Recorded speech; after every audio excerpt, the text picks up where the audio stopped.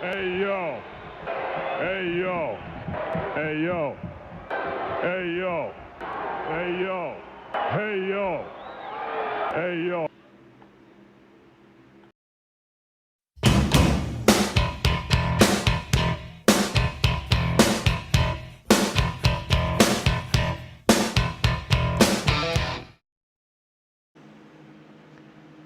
Ladies and gentlemen, welcome to Wrestling Flashback Radio. This is your host, Chris here, along with Liana and Zach. How you guys doing today? Doing pretty good. Hey, welcome to the podcast, Zach. Hey, This thank you. is I Zach's appreciate it. first showing on Wrestling Flashback. Yes, it is. He's a guest. He is a guest. I've shown up. We're happy to have him. Last time we talked about Be here. iconic wrestling promos and how promos made us feel. We went over. I introduced Liana to the good Cody Rhodes from AEW. Zach, you're familiar with it. You remember that Double or Nothing promo he did on Dustin? Of course, you That was showed the one. Double or Nothing match. Yeah. Good. Yeah, Good. that was the promo I showed her, and then I did the Full Gear promo with Jericho. Good choices. Good Yeah, choices. those are my top two Cody promos at this moment. I like the one where he's on Raw and he goes about the whole fucking I'm gonna do the one thing Dusty never did. I'm gonna win the big one, and then he gets hurt. So that's not happening right now. But tonight is an episode that's gonna mean something to me. Zach's gonna make a joke. Liana's gonna make a joke. But tonight is an episode about the bad guy, Razor Ramon, a.k.a. Scott Hall. The legendary Hollaholic. Holla. Stop it. No, I'm not repeating that. You just did. Shut up. So, You owe me $200, by the way. no. So, You bet. Scott Hall was a founding member of one of the most iconic factions in professional wrestling in the NWO. And normally when people say the most iconic faction, you bring up the Horsemen, you bring up the NWO, you bring up guys like that. But honestly, even like to the year of 2022, I think at this point we can say the NWO is the most influential and impactful faction of all time, because out of the NWO we got the Band in TNA, as Zach is rewatching currently. And then we got Bullet Club out of New Japan and into the OC in the good old WWE. And everyone Too Sweets these days. I literally have Too Sweet tattooed on my leg, is how much that group meant to me, all right? I just tweeted somebody at work the other day because they had on an NWO shirt. I was too sweet of myself. I Too Sweet myself every night with my 5 fingers instead of, Wow, that's way too much information. So, I'll go over my story first with Scott Hall, and then I'll let you guys speak on it. So, obviously, I grew up, I was a big WCW fan, big NWO fan. I loved Scott Hall. I went through my house as a kid, even now. Every time somebody came over, I'd be like, hey, yo. Every time I start a conversation with somebody on the phone, I go, hey, yo. To this day, when my mom calls me, or if you call me, and if I don't say, hey, yo, they hang up and try again. Like, my mom was actually, she watched the promo podcast, and she was one of the first people that messaged me. It was like, do a Scott Hall video. So, in my mom's honor, my biological mother's honor, we're going to do this episode today, because Scott Hall means a lot to me. I literally buy a 1,000 deal of toothpicks every payday, because I roll around work with a toothpick in my mouth, because I think I'm fucking Scott Hall, all right? I also met Scott Hall like six or 8 months before he died. I got to get in the ring and train with him a little bit. I got to meet him and Cody Hall. Cody was not so cool, but Scott was pretty cool. Zach, you got any interesting actual Scott Hall stories? I don't really have any true stories. Actually, I want you to tell the people, because you're the first person I've ever heard this. What was the first time you ever saw Scott Hall? Razor Ramon versus Shawn Michaels at WrestleMania in the Double WrestleMania 10. Intercontinental Championship match. Yeah, Okay. it's the first time I ever saw. Do you anything prefer... involving- Actually, no, Liana, go ahead. What was your first time you ever experienced Scott Hall? When he was the Diamond Stud in WCW. Okay. Before he was Razor Ramon. So we know all the gimmicks, the Scott Hall from AWA into the Diamond Stud into Razor, back into Scott Hall for the NWO. What do you guys prefer? You guys prefer the original Scott Hall in AWA, the later Scott Hall, NWO, Razor Ramon, or the Diamond Stud? I was a huge Razor Ramon mark. What about you, But Chico? I like the NWO Scott Hall, but Yeah. I love Razor Ramon. Like What I about- have Razor Ramon figure. What about you, Yeah, Chico? I think the NWO Scott Hall kind of just barely reaches over Razor Ramon. Every like little bit of Razor Ramon promo I've seen, because I mean everything I know, I do know a little. Been mint, but Scott Hall, the piece with the NWO. Without Scott Hall, there was no trio. Scott Hall's career and future was built off of the NWO. Do you think the NWO could have been what it was without No. Scott? No? No. Absolutely not. He He started it. He was the first face you saw. Yeah. He said, "You people "Hey know who yo, I am, but you don't know why why I'm here." I'm here." So I'd heard this on several podcasts, including Click This. I don't know if you guys know this or not, but I was on that episode earlier today that aired on YouTube and Spotify and wherever else you get your podcasts. But it was a big one for me. On Click This, they talked about Scott Hall a lot, but a lot of the other wrestling podcasts I've listened to, a lot, even like Jim Cornette, who fucking shits on everybody. He even said, I think without Scott Hall, I don't think the NWO would have been what it, especially be like without Hogan too, because Sting was supposed to be the third guy if Hogan backed out. So like imagining the NWO without Scott and without Hogan. I love Nash. I have all the love in the world for Kevin Nash. I think Kevin Nash has been the most consistent big guy ever in the business. I just don't think his star power alone with Sting, who wasn't really, he was a big star, but he wasn't Hogan, you know, back then. Yeah. And the lack of Scott Hall, I don't think it would have added up to what it is today. But let's go over some of the things about Scott Hall, so everyone can familiarize themselves with him. He was born October 20th, 1958. He would sadly pass away earlier on this year, March 14th, which was a very sad day for me. I actually cried on that episode of Raw because we got the news 15 minutes before Raw aired, and the first thing you saw was Kevin Owens, and he comes out and he goes, "Hey yo," and that's when I lost the first "Hey yo" of the night. And then Damian Priest would do the Razor's Edge, which was, again, that also broke me. But he was actually from Maryland. He began his career in 1984, rose to prominence, was signed with the WWF in 1992. Earlier stints in his career with the AWA, tagging with Kurt Hennig. He would depart the company in 1996, signing with WCW, and that's when he would form the infamous New World Order alongside Hogan and Nash, which would become the biggest faction in professional wrestling. One of the greatest wrestlers to never have been a world champion. He'd also been in various promotions like ECW, New Japan, TNA. He had held the TNA World Tag Team titles once with Kevin Nash and Eric Young. He wrestled his final match in June 2016, and after years of alcohol abuse, he would die at the age of 63. I like how it says he died on March 4th, but it has up here March 14th. He died March 14th, guys. he doesn't know how to type. He had held the WWC Universal Heavyweight Championship, and he was inducted into the WWE Hall of Fame as Razor Ramon originally in 2014, and then as a member of the NWO in 2020. I'm not a big fan of double inductions. What do you guys think? But you guys big fans of the double inductions? You say fan, just doesn't seem necessary. I mean, I think, wasn't the NWO induction to kind of like get Hogan back in? Wasn't that like the whole loophole? Yeah.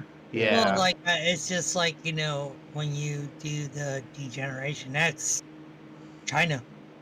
Loophole to get China in, and it gave Hunter his, and Shawn twice now, and then it got Road Dogg, Billy Gunn, and X-Pac in there, which I think Road Dogg and Billy Gunn should have been in there as the New Age Outlaws anyway.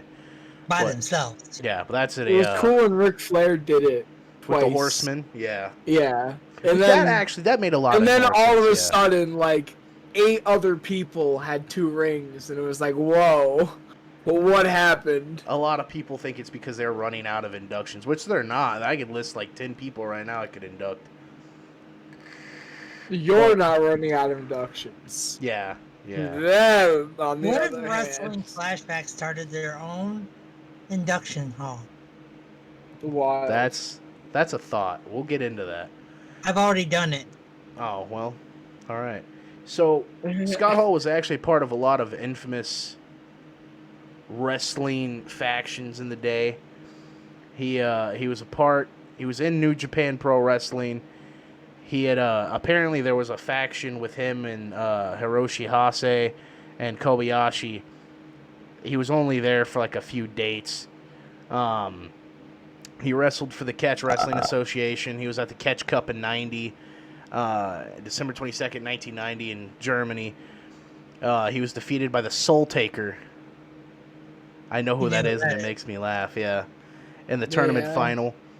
He had a stint in the World Wrestling Council in Puerto Rico that's ran by old homeboy fucking Carlos Colon. Yes. He lost he defeated Miguel Perez Jr. for the Caribbean Heavyweight Championship. Then he lost it to Super Medic just a month later. He lost it to Super Medic? Super Medic 3. Oh, okay. Yeah. He returned to the WWF in 1992. Like 155 years old. Yeah. He returned to the WWF in 1992, where he would become Razor Ramon. It was based off the Scarface movie, as we all know. He made his first appearance as Razor Ramon after several vignettes in a dark match on a Wrestling Challenge taping against Chris Hahn on May 18th, 1992. Hall claimed the idea of the Scarface-like character during a meeting with Vince McMahon and Pat Patterson as a joke. He quoted lines from the film with a Cuban accent and gave ideas for the vignettes. He would recreate several of the film's scenes, such as the driving around South Florida in a convertible with a leopard skin interior. I remember that one. It's actually the first vignette I ever saw of him. Although taken right from the film, Hall claims McMahon and Patterson were nevertheless floored by the ideas and called him a genius. Hall later learned that McMahon and Patterson had neither seen nor heard of the film and believed that Hall was coming up with the ideas himself. Outsmarts Vince McMahon.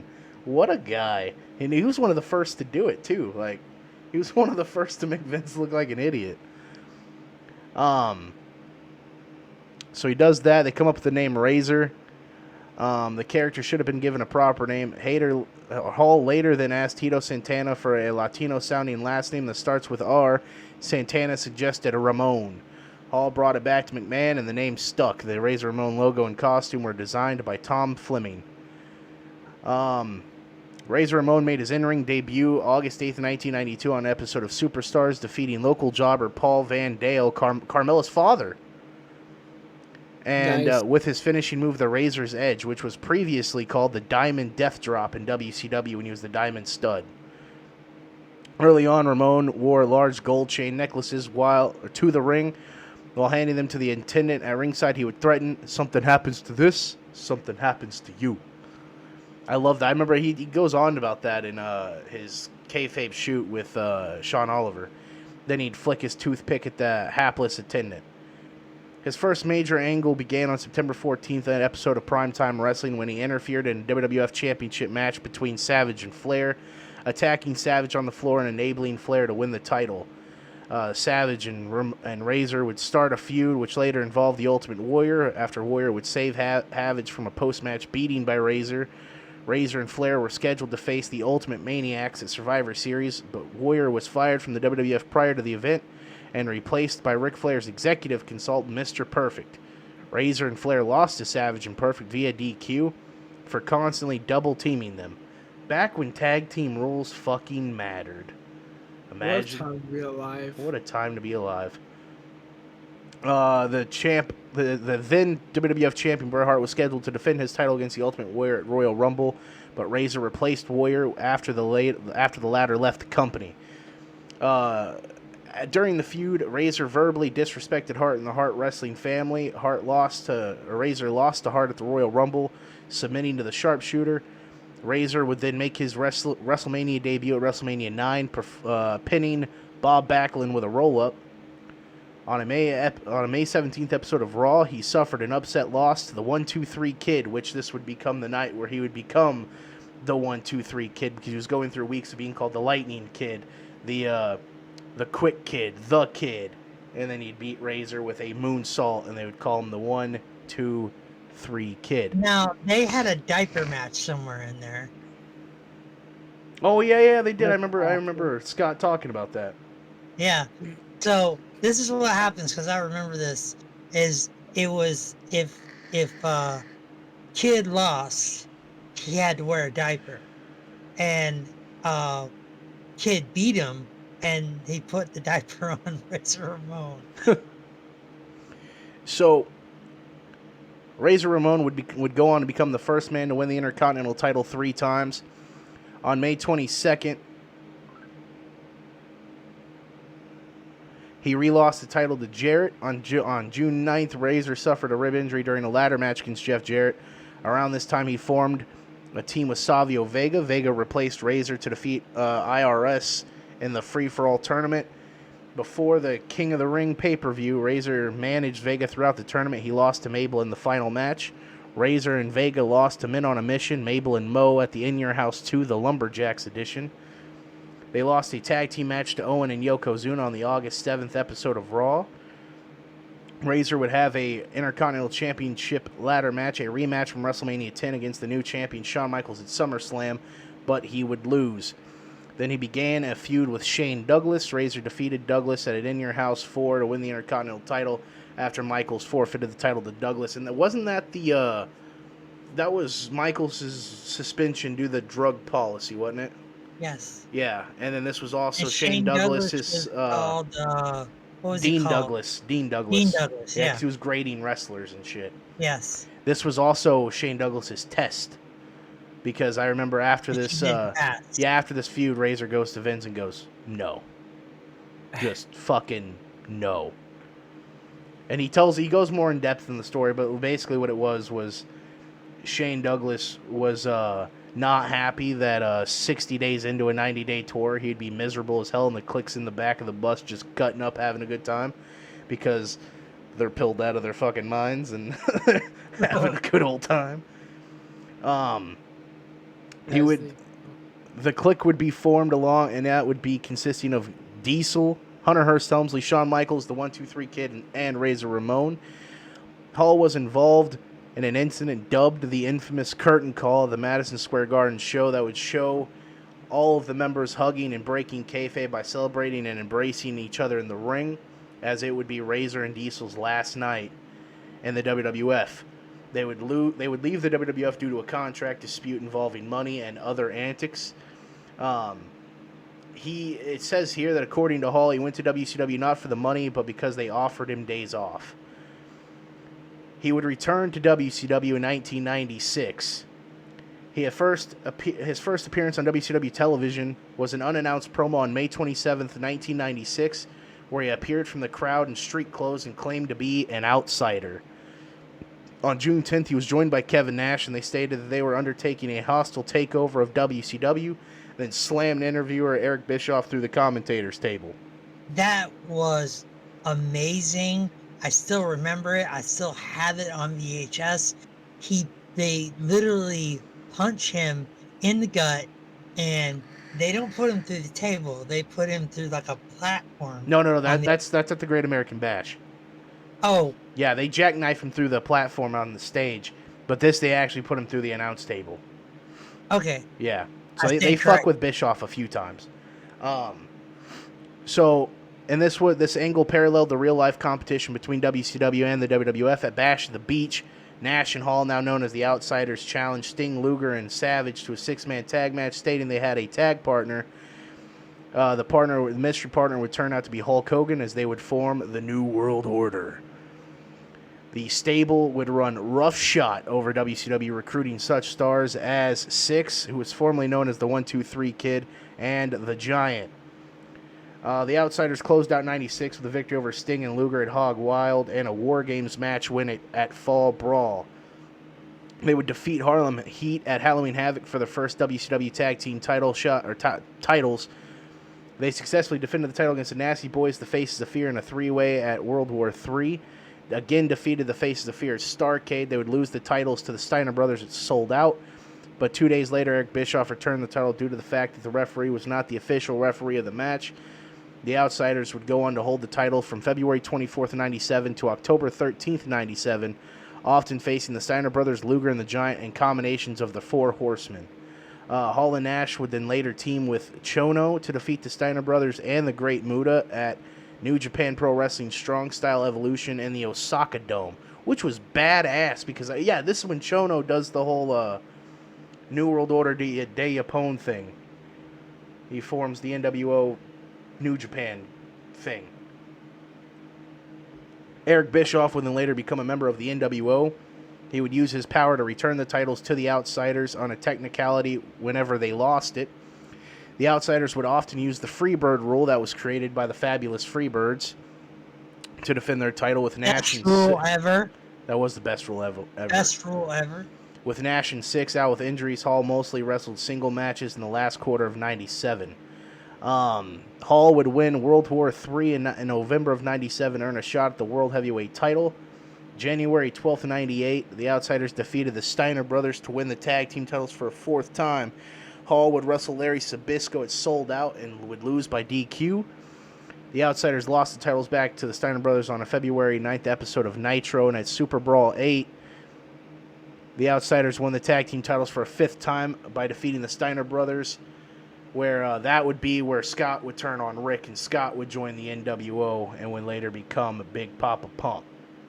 So, Hall got his WCW title shot against Sting at Uncensored, but despite interference on his behalf from the American Dream Dusty Rhodes, Sting would retain the title. Hall was taken off TV for a short while and forced by WCW to enter rehab. After he and Nash showed up to March 6th, he'd be forced to enter rehab after he and Nash showed up on March 16th, 1998 episode of Nitro, heavily intoxicated and under the influence of painkillers. While Hall was absent, the NWO split into two feuding factions, the Wolfpack and NWO Hollywood. At Slamboree, Hall returned to team with Nash for the tag titles against Sting and the Giant. Hall would turn on Nash, which I hated. I hated it. At Slamboree 98? Yeah, Slamboree 98. That's when he hit him with the tag title in the back. Yeah. No, I gotta ask a question. I wanna ask everybody. Hollywood or Wolfpack? I was more of a Wolfpack guy. Zach? Same. Yeah, I was more, and it was because that's where like the fun NWO was. Like NWO Hollywood was like really serious, and the Wolfpack like cut up, had made jokes and shit, and they got Sting like. When they got Sting, and that Conan was entertaining. Conan was a pinnacle moment for me because that would. So I watched Conan when he was like masked in like early WCW, and then to watch him become K-Dog, and this is like right before he forms the Filthy Animals and shit. Oh my god, it was so good. Filthy Animals was fun. Yeah. On the July 6th episode of Nitro in 98, Scott Hall was handpicked by Hogan to wrestle the United States Heavyweight Champion Bill Goldberg. Hall would lose the match, giving Goldberg a shot at Hogan later in the night, which Goldberg would win, and it would be the biggest episode of Nitro ever in the Georgia Dome. One of my favorite episodes of Nitro, because I got to see two of my idols face off, and then my idol smash that piece of shit Hulk Hogan. So, Hall was ejected from NWO Hollywood in late 98 after Scott Steiner took control of the group in Hogan's absence. He referred to himself as the Lone Wolf. On November 30th, 98, Hall needed a tag team partner to face Steiner and Horace Hogan. Initially, he said he'd do it alone, but Nash came to the entrance and offered his help. The team no longer billed as the Outsiders won the match, and at Starrcade, Hall disguised himself as a security guard and would use his stun gun on Goldberg, helping Kevin Nash to break the streak. I fucking love that. To this day, I remember where I was when it happened. 173-1. Hall and Nash were allied again in January of 99 when the NWO factions rejoined and would be called the NWO Elite. I wonder where another faction got that name from. Funny that in 2022 we hear that name again. So he would feud with Goldberg, face him in a ladder match where a taser was on the line. It sold out of January 19th, 1999. He would lose the match, and Goldberg would stun gun him.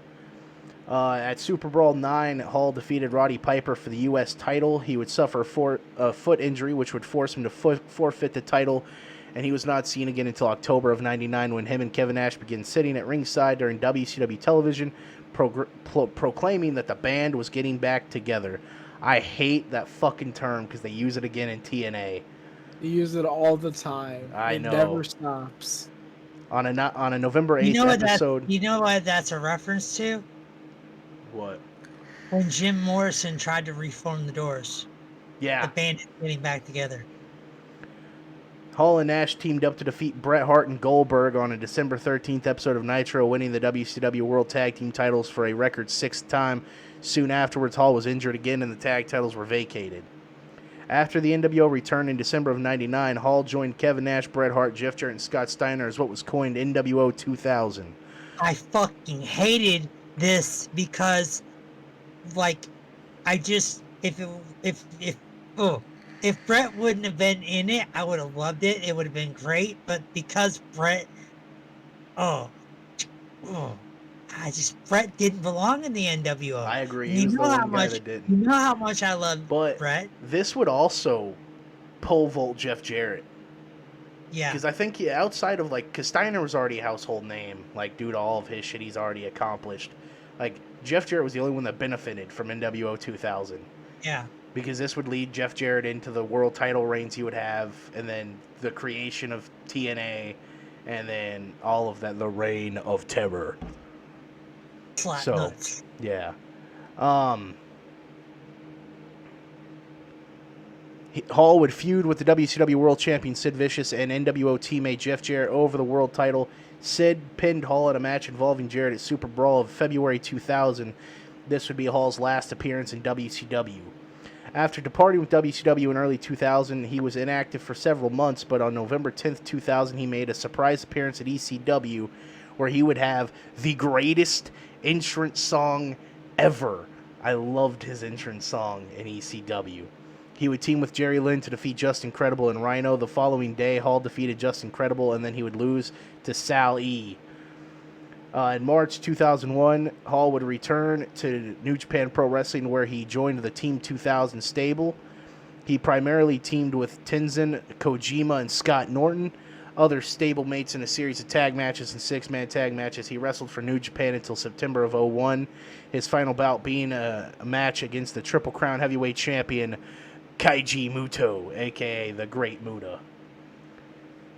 In 2002, all three members of the NWO would return to the WWF.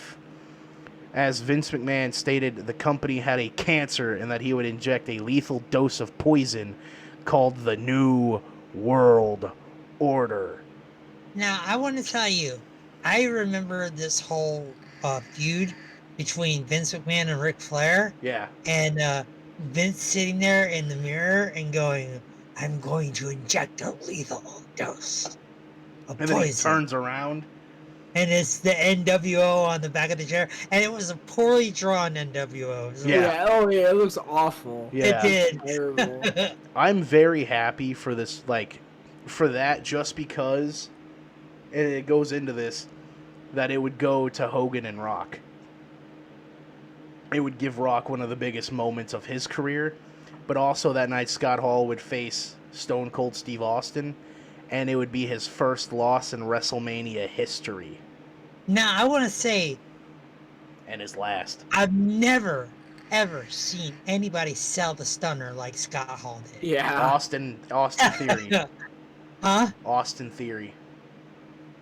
Really? Yeah, at WrestleMania this past year, when it was night 2, wasn't it, Zach? When Pat McAfee fought Vince McMahon? No, night 1.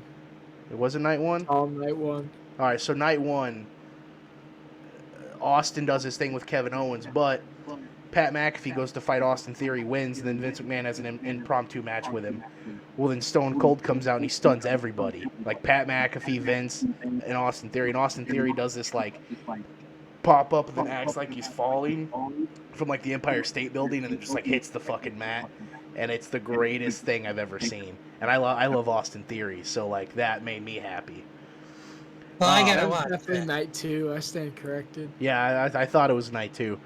Um, but the WrestleMania 18 where Hall would lose to Austin later in the night, Hollywood Hogan would lose to The Rock. Hogan proceeded to shake The Rock's hand out of respect, turning his back on the NWO. Hall and Nash attempted to attack him, but The Rock ran him off. They later recruited X-Pac, who is now X-Pac, into the NWO stable on the following episode of SmackDown. Hall was drafted to the Raw brand and the rest of the NWO. With the rest of the NWO as a result of the draft lottery, Hall faced Bradshaw in a match at Backlash, which he won with help from X-Pac. On the next night on Raw, Hall and X-Pac took on Austin and Big Show. Later in the match, Big Show chokeslammed Austin and joined the NWO, returning to his roots. On May 5th, on a flight back from England, following a leading tour to the Insurrection pay-per-view, the plane ride from hell would happen, where Wow. this would be Scott Hall's last flight with the WWE, as he would be fired after he was found to be heavily intoxicated. And a lot of things happened that, because apparently he also was behaving in a sexually inappropriate manner during the trip.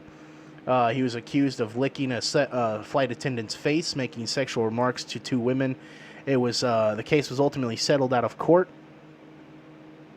and the incident would renew interest in September of 2021 with a Dark Side of the Ring docuseries about the plane ride from hell.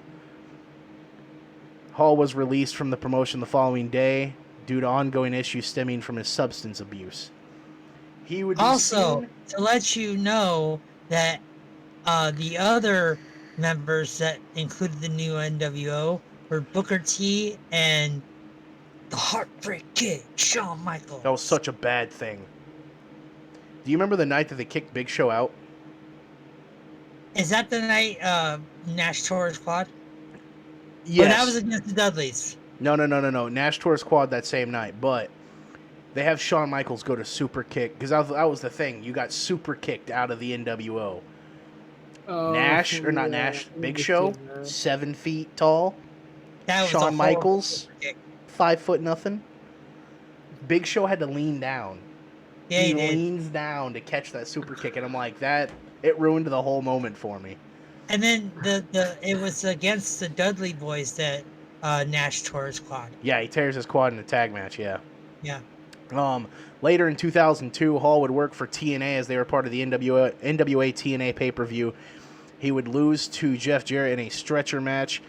Then on September 18th, Hall and Six-Pac competed in a tag team gauntlet for the gold match, and he would not win that. On September 25th, Hall and Six-Pac defeated Elix Skipper and Brian Lawler. October 23rd, Hall defeated Jeff Jarrett. Hall would get a shot at the NWA World title, but he would lose to Ron Killings.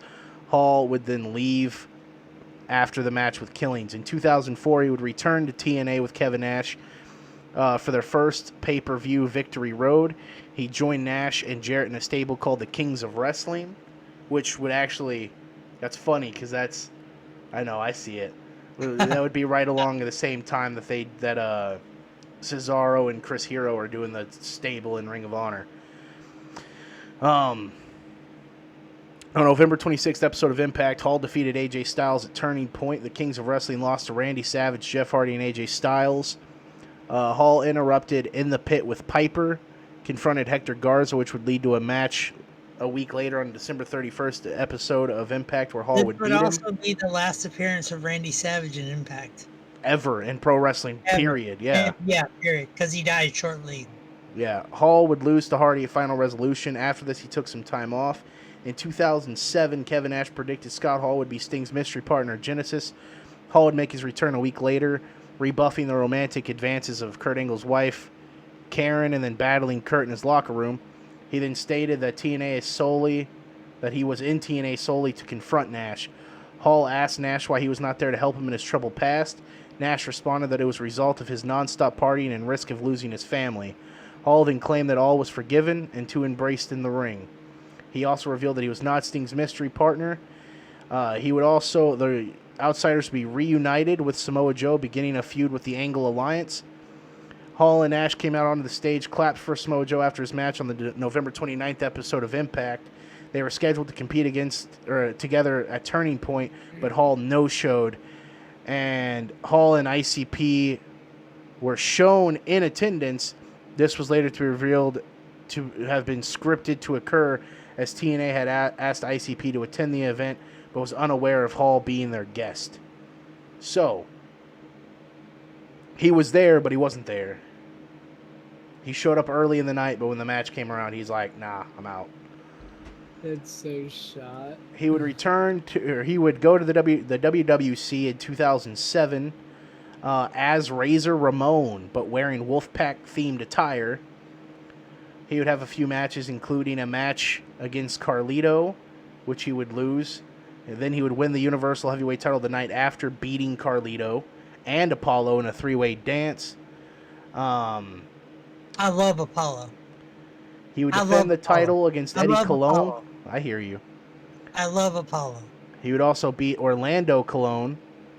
He was scheduled to fight on December 14th in Ponce and December 15th in Cagadas, but did not show up. Hall began to have emotional problems with the drink, and eventually he could not compete, leaving the strap. Thus, his scheduled opponent, Big E Size, proclaimed himself champion.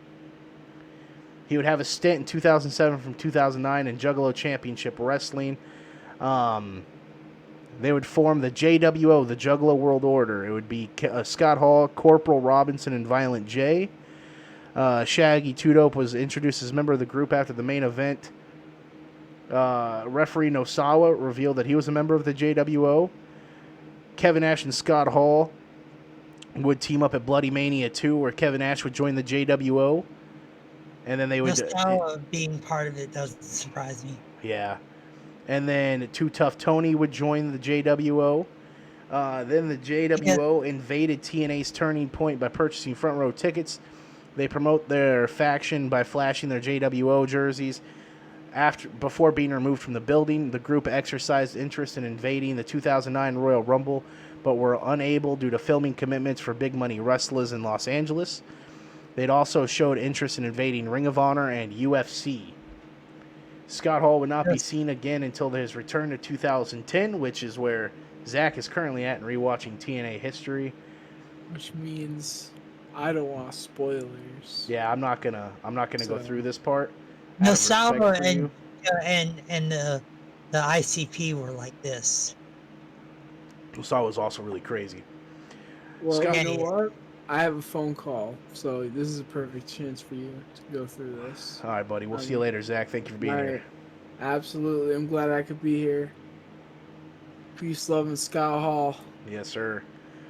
So, his return to 2010, he would form the band with Scott Hall, Kevin Nash, Sean Waltman, and they would later have Eric Young join the group. They would win the... Yes. So the band defeated Team 3D and Jesse Neal in a street fight at Lockdown. Hall and Nash lost to Team 3D in a steel cage. Eric Young then turned. Eric Young then turned on Team 3D, joining the band. And then on May 4th, at the taping of the May 13th episode of Impact, Hall teamed with Nash, cashed in his Feast or Fired contract, and they beat Matt Morgan to win the TNA World Tag Team titles. Love Matt Morgan. I did too. Nash declared Young 1/3 of the champion, citing the Freebird rule. They would beat Inc. to retain the titles. The band then beat Matt Morgan by himself to retain the titles, and that would be Hall's final appearance in TNA. On the June 14th Impact, the band was stripped of the tag titles due to Hall's real-life legal problems. The next day, it was announced that Hall would be released from TNA after 8 years of working part-time with the company, and he subsequently retired from professional wrestling. In March 24th, 2014, Razor Ramon was announced as the 7th and final inductee into the year's class of the Hall of Fame for WWE. He was inducted in New Orleans on April 5th, the night before WrestleMania 30. Shawn Michaels, Triple H, X-Pac, and Kevin Nash would join Hall on stage after his speech, reuniting the Clique. WWE's promotional material for the event referred to him solely as Razor Ramon, without footage or mention of his work under his real name. At WrestleMania 30, Hall, as Razor Ramon, appeared on stage with the other Hall of Fame inductees.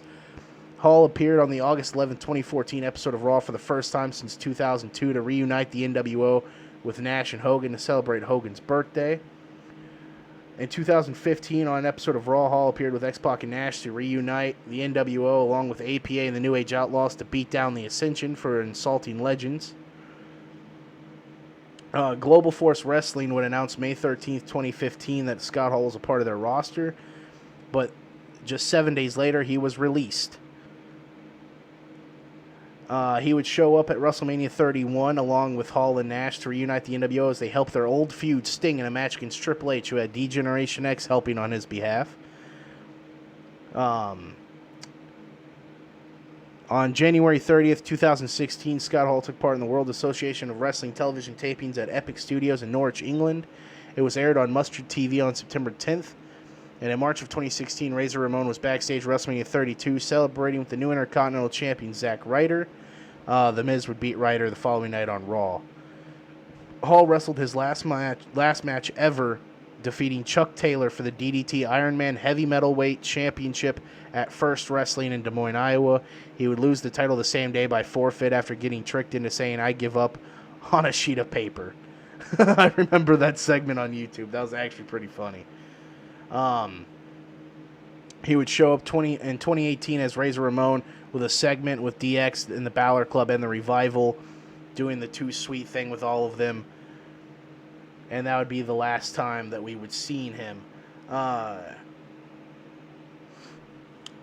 Hall returned to WWE for the Raw reunion show on July 22nd, 2019. He was inducted into the Hall of Fame a second time as a member of the New World Order with Hogan and Nash and Sean Waltman. The induction of the 2020 honoraries took place in 2021 due to the previous year's ceremony being canceled due to the COVID-19 pandemic. A lot of people didn't understand the issues that Scott Hall had faced. And I'm going to read this paragraph explaining why everything went down with Scott Hall. It all began in 1983 after wrestling a gun away from a man in an altercation outside of a nightclub in Orlando, Florida. Hall was charged with second-degree murder after shooting the man in the head with his own gun. According to Hall, this was done in self-defense. The charges were dropped due to lack of evidence. In 2011 interview of ESPN, Hall said he was unable to forget the incident. In 1998, Hall was arrested for groping a 56-year-old woman outside a hotel in Baton Rouge, Louisiana. On October 10, 2008, Hall was arrested during a roast of the Iron Sheik held at Crown Plaza in the hotel in New Jersey. A comedian, Jimmy Graham, had joked about the Owen Hart's death by saying after the Sheik and Hacksaw Jim Duggan got caught snorting coke in the parking lot, his career fell faster than Owen Hart. An enraged Hall charged at Graham, knocked him down with a lectern, grabbed the microphone from Graham, and yelled about how the joke was disrespectful to Hart. Graham described the incident on his MySpace page, claiming Hall was drunk at the time of the attack. So I'm not mad about that arrest.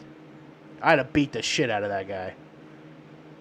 Hall was arrested and charged with disorderly conduct resisting a police officer on May 14, 2010. Police were called to the Hitching Post bar in Chuluda, Florida, after Hall became aggressive, according to a police report. He had been drinking heavily. When they arrived, they found him yelling and cursing at an independent professional wrestling personalities and bar staff.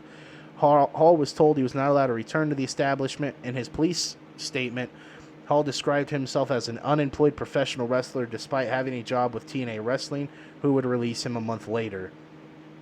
On August 6, 2012, Hall was arrested again in that same city in Florida, later reported for domestic disturbance involving his girlfriend Lisa Howell. Hall allegedly choked her while he was drunk. He was taken to a hospital to be medically cleared prior to being taken to a drunk tank. Hall denied the choking allegations. The prosecutor dropped the charges, citing insignificant evidence. He would later join the DDP rehab house, the accountability crib where he would actually become clean and sober, getting a hip replacement, and then he would be getting a secondary hip replacement when he would pass away, and this is the story on that. In March 2022, Hall was hospitalized after falling and breaking his hip. He was immobile on the floor for days before being discovered during a wellness check by his friend DDP, who took him to the hospital. After Hall underwent hip replacement surgery, a blood clot was dislodged and resulted in Hall having 3 heart attacks on March 12, 2022, after which he was put on life support at Wellstar Kenneth Stone Hospital in Marietta, Georgia. He was taken off life support on March 14th, 2022, after his family had traveled to see and be with him at the hospital and with him at his bedside before he died about 4 to 6 hours later at the age of 63. WWE announced his death later that day on a Raw episode with a tribute video. 4 days after Hall's death, Waltman revealed to the Wrestling Observer newsletter that Hall had relapsed back into alcohol abuse when the COVID-19 pandemic and resulting lockdowns rendered him unable to have social interactions. And at one point, he had dropped weight down from 210 pounds from his usual 287. Waltman revealed that Hall was in particularly bad shape the night before the 2021 Hall of Fame induction ceremony and even passed out at a bar. Waltman also stated Hall's condition worsened throughout the 2 years prior to his death and that he had offered to move in with Hall in February of 2022 to help with his health issues. Page also returned to help with Hall's alcoholism. Hall was buried on April 8, 2022 at Trinity Church Cemetery at St. Mary's, Maryland, his hometown, and the service was attended by fellow wrestlers Nash, Waltman, Triple H, Scott, Shawn Michaels, and DDP. So, movies that he was a part of. Filmography. He was a part of The Jerry Springer Show, the E60 documentary, Big Money Wrestlers, Real Sports with Brian Gumbel, The Larry King Show, The Resurrection of Jake the Snake, Table for Three, and Traveling the Stars, Action Bronson and Friends Watch Ancient Aliens. So,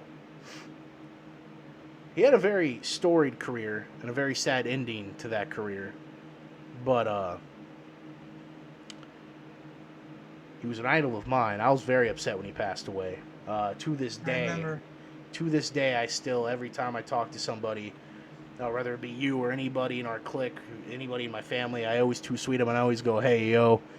It's a tradition that has stuck with me ever since seeing Scott Hall, seeing the NWO and everything like that. Let me, like, not to, like, coin a phrase or anything, but let me speak on this. Whenever I call Connor, the very first thing that I expect out of him is "Hey yo." Like, I expect it. We open every call with him saying "Hey yo," and we end every call with the two sweets. And when Scott Hall died, I was hard up for money, and I wanted to buy him the Scott Hall DVD, the Razor Ramon DVD, something along those lines. I don't remember what it was, but it was signed, and I just couldn't do it. And to this day, I still, I'm kind of heartbroken that I couldn't do it. But he's not just saying that he likes Scott Hall because he's doing an episode about Scott Hall. He really... Scott Hall was really my idol, yeah. Yeah. Actually, a few days after Scott Hall had passed away, our buddy Nate had actually bought me the bad guy shirt that I have of Scott Hall. So it was pretty awesome. I hated how Scott Hall went. I hated that he had relapsed before he had went. But, we all deal with demons. Both of us are recovering addicts. And it's something you deal with every day. So I can only imagine how painful it was for Scott, how hard it was for Scott, especially because, like, he hadn't even really been out of the business for a solid 10 years yet. Like, so I wanna take this opportunity that, like Connor said, we're both recovering addicts, and I've been in Alcoholics Anonymous I've been clean sober for 18 years. If you ever need to talk to somebody, or you're having problems with substance abuse, feel free to reach out to us and message us or comment on our YouTube channel, and wherever you can comment. If you need help, we're here for you. Exactly. So I'm going to kick this off with showing one of Razor Ramon's vignettes real fast, and that's going to be the first promo that we watch. I'm going to share my screen here.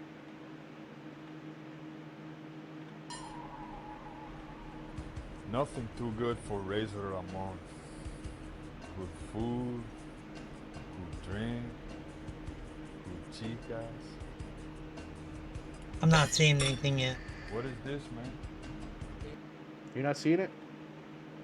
No, my my screen is still uh hold on.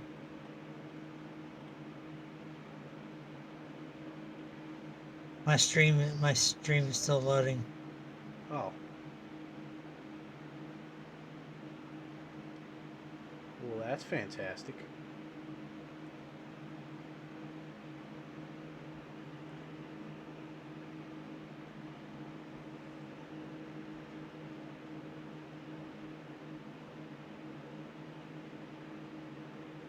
Leon is having technical difficulties during this episode.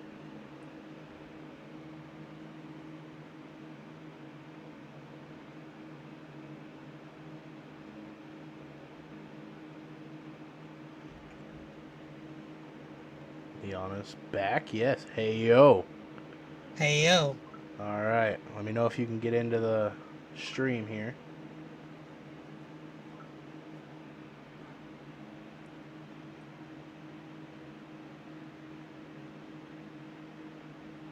I don't know why, but it's not letting me watch the stream. Here, let me see if I can redo it.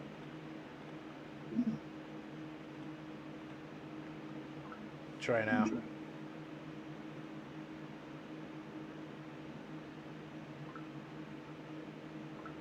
Nope. Still no?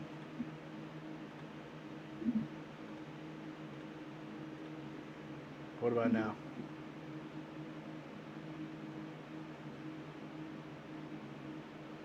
Nothing. Nothing. All right, well, we're not going to watch promos today, apparently. So that's sad. But Scott Hall was very influential in the world of professional wrestling. Like I said, it would lead, the NWO would lead into Bullet Club, and Bullet Club becoming super influential, giving us names like AJ Styles, Finn Balor, Gallows and Anderson, Kenny Omega, Tama Tonga, Tonga Loa. Jay White. Yeah, Jay White's currently the leader of Bullet Club and the IWGP Heavyweight Champion. I'm very excited to see Wrestle Kingdom, as we're actually going to be reviewing that pay-per-view, because I'll be watching that pay-per-view in entirety January 4, which is a little less than a month from now, so I'm very excited for that. I'm happy that we have been able to do a Scott Hall episode. Maybe later we'll be able to throw in some promos during a later episode of Wrestling Flashback. A few ideas on later episodes. What do you got? What do you want to be going over in the next few episodes? Owen Hart. Owen. Owen. That's not a bad one. I think that Owen, I think we should definitely do I mean, we can't call ourselves Wrestling Flashback without talking about Hogan. Hogan's a big one. A Hogan's second. a big one. Hogan. I think we should Flair. also. Yeah, I was about to say. I think we should do one on Flair and Piper. Oh yeah, Piper. Piper. Sure. I think we should Like also. WCW Piper. I also, when we do the Flair one, I kind of want to do like a two-parter episode on that. I want to do a Flair one and a Horseman one. Yes. A kind of a two-parter, like kind of focus on Flair the first time and then the Horseman one the second, because you can't do one without the other. Because without the Right. Horseman, I don't think Flair. And I think that rules we the should. 80s. I think that we should look at like Tully Blanchard, Arn Anderson. Arn Anderson, definitely. You know, I think that we should look at Sid Justice and Psycho Sid. Most Yeah. definitely, we should look into that. And I think that we should look into like what's his name? Chris Candido. You know? Shane Douglas. I have jokes about Chris Candido. He had a lot of sunny days. He had a lot of sunny days, and he was very what is that word? Not oblivious to other people having sunny days. While he was married to Sonny, a.k.a. Shawn Michaels. I think we should talk about Mark Miro. You know, that's an interesting one, especially with... Did you hear what he said recently? No. So he came out on record. I don't remember where this interview took place. I could pull it up if I have to, and I probably will in the middle of me talking about this. But if I can find it here... This was actually really funny. I know he just recently made a statement about something. It was about him catching Sable cheating was on getting him harder with and harder to Brock get in Lesnar. touch with her. And then there was days that she didn't even answer her phone. It was go to voice. So hold on, I'm gonna try to share this, and I know that you probably won't be able to see it, but the fans will, and that's kind of the important part here. Let me know if you're able to get into it.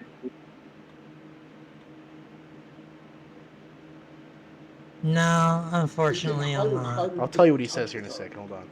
And then there was days that she didn't even answer her phone. It was go to voicemail. It's a minute I long, knew her so access code to her phone like she knew mine. They're a married couple, you know. I dialed the number and it says, you have 2 unheard messages. I thought, okay, so I got to listen to the first one, you know. And it's this man's voice apologizing for the night before. And, you know, and I was like, what the heck? And it was pretty graphic, and I was very taken back. And then I was realizing that she's seeing somebody else. Did you ever have a talk with Brock or anything since that happened? Like get to see him in person and any type of apology or anything from him? No, and I don't expect a Christmas card or anything. So he basically said that when he caught Sable cheating on him with Brock, it was kind of like anybody else he would have lost his shit on, but it's Brock Lesnar. What are you gonna do? Like, granted, Mark Mero was like a legit like boxer and shit like that, but you know, you're not gonna go up to Brock Lesnar and go, "I've had it with you." So, I think we should also, in a later episode, go over Jim Cornette and Vince Russo. Not only that, I think that we should go over our opinions of people who we think are absolute pieces of garbage. I agree. I think we should call that episode The Shit List. You made my shit list. Brian Yeah. Pillman's theme? Yeah, I loved it. Brian Pillman, that's another one. The Hollywood Blondes, I loved that tag team. I hate Oh, the God, Varsity Blondes, yes. but I love the Hollywood Blondes. Oh, the Hollywood Blondes were so good. Austin and Pillman. You know, Yeah. it's a funny story about the Hollywood Blondes, actually. I remember watching, it was an old WCW pay-per-view, and I was watching with my dad because I had like a bunch of WCW pay-per-views on VHS. Me and my dad were watching it, and I had known about this like Stone Cold because currently at that time I think Stone Cold's like the sheriff of Raw, and like he comes out with Pillman and he's doing the whole little thing, and I look at my dad and I'm like, "What is this?" And he goes, "Oh, this is where it all begun." And I remember like watching matches with like him and Pillman. I'm like, I could see it like brewing then, like the way that he wrestled, the way that he carried himself in the ring, the way that he did things. I think we should also go over like Macho Man Yes, definitely. because the Macho Man is the cream of the crop. Dig it. And while we're doing that, we should definitely hop on over to Jay Lethal. The Black Machismo from Elizabeth, New Jersey. The Black Machismo, Jay Lethal. The Woo Off. I'm excited for them to talk about. Wanna say we're not sponsored by them, but want to give a quick shout out to Wolverine, the VHS to DVD converter. Currently converting VHS of Nitro and Raw. I love it. I still have a huge collection of WCW pay-per-views on VHS. And my mom, actually, I think it's my uncle. He has the VHS of Owen Hart's fall. Because he was front row in Kemper Arena in Kansas City, which a lot of my family's from, hence why I'm a big Chiefs fan. He was in Kemper Arena, front row, right next to JR. So actually, if you ever watch Over the Edge of 99, when JR announces his death, my uncle is literally standing next to him. So it's kind of cool, but it's not cool at the same time because like my uncle like looks down at his camcorder and like shuts it, and just like he never touches it for the rest of the night. But he had that whole thing recorded because apparently, so they were at like an intermission stage when it happened, and the entrance was about to go off, and he had told me, and my uncle's now deceased, but me and him had this conversation before he passed away, and he said the thing that made him look up was he heard him screaming, and he looks up, and his camera went with him, and he just followed him, and he said that was it was the weirdest moment, because normally when you witness a death, everyone goes, oh, or ah, not a reaction. He said the crowd was stunned that night because it was like they didn't know. Like they didn't come over the intercom and go, by the way, dude's dead. They just carried on. Like the announcement was made by JR, yeah, but no one in the crowd knew what was going on. Yeah, and the thing about it is you can, when you watch Over the Edge, even in its cut, you can see them going to them going to the view, and you can see a little clip of the Blue Blazer. Really? Yes. That's badass. On my VHS at least. That's... You know, I haven't watched it on Peacock to see if they do anything, like if they edit anything out. Because, like, a lot of people had said that they, when after, like, Peacock became a thing, they'd edit everything Chris Benoit out. That's a lie.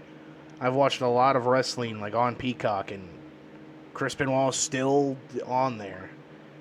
Yeah, and that's another thing, is that even though we've done it, and you can go and see it was one of the very watch it, first ZFG radios, actually. I still think that we should talk about Chris Benoit a little bit more.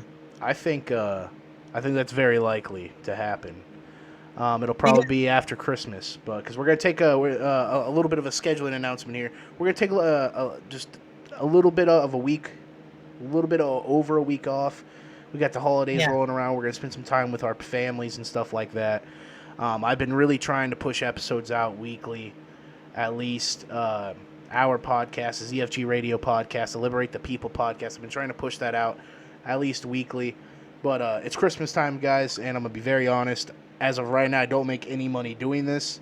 So I'm going to go spend some time with some family, rekindle some relationships. And, yeah. So we're going to do that. We're going to take about a little over a week off. When we come back... It's going to be off until at least the 5th of January. Yeah. I'm going to be gone until at least... Let me look at the schedule here. Let me pull up my calendar on my phone, because I'm very certain this is the last podcast that I'm doing for... Yeah, this is the last podcast of the year. That's why, like, it's not just a Scott Hall one. I'm going to talk about a few other things before I go to bed. But, yeah, I go back to work tomorrow, and I work until the 24th. And then I don't have to be back to work until the 28th. So this might be the final podcast until... If you're gone until January, I might do a ZFG Radio right before the 28th. But I know that the next time we reconvene is going to be for Wrestle Kingdom, because I'm making you watch Wrestle Kingdom. And then we're going to review it right here, because I don't want you to have any backstory of anything. I'm going to run down the card for you before we go, actually. So, well, we're going to have to do it on January 5th, because I won't be available January 4th. Well, it airs like January 5th morning, so...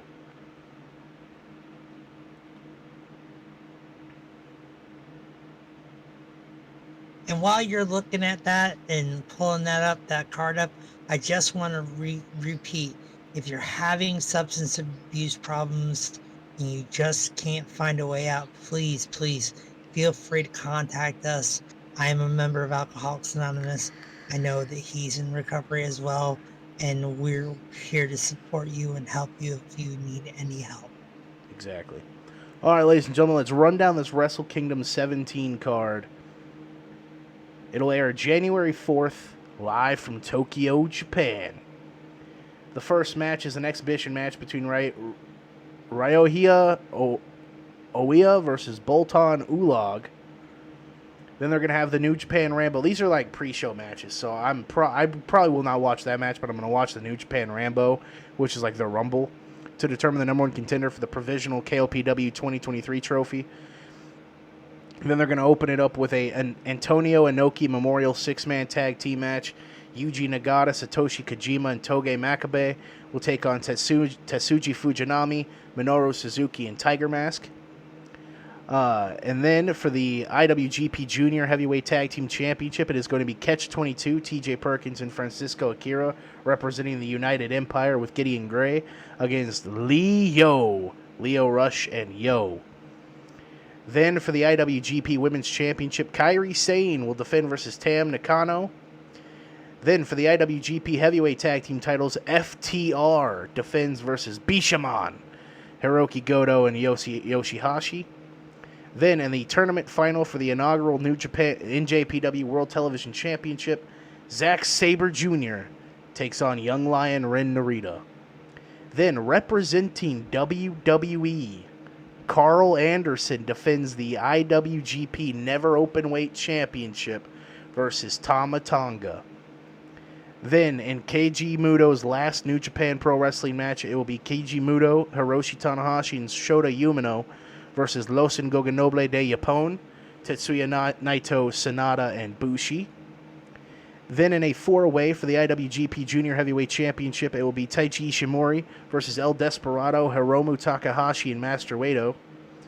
Then, in the co-main event for the IWGP United States Heavyweight Championship, the match of the decade, the United Empire, Will Ospreay defends versus the best bout machine, the greatest of all time, Winnipeg, Manitoba's own Kenny, by God, Omega. Then in the main event for the IWGP World Heavyweight Championship, the Rainmaker Kazuchika Okada, after his G1 win, takes on the champion, the Switchblade, Jay White. No. And Okada has yet to beat him.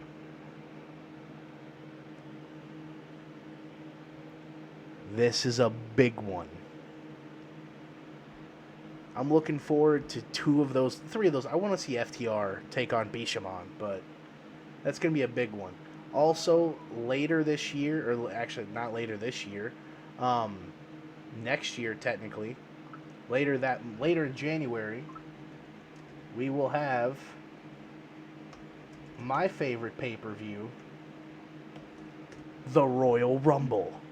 Saturday, January 28th, 2023, in San Antonio, Texas, at the Alamo Dome.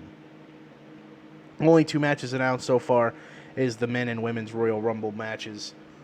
But on the card, or on the poster, is... Oh, that's last year's poster, never mind.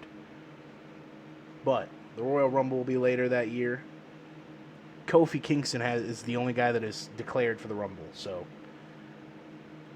but, ladies and gentlemen, this has been Wrestling Flashback Radio. I have a bedtime to attend to because I have to be at work at 7:30 in the morning.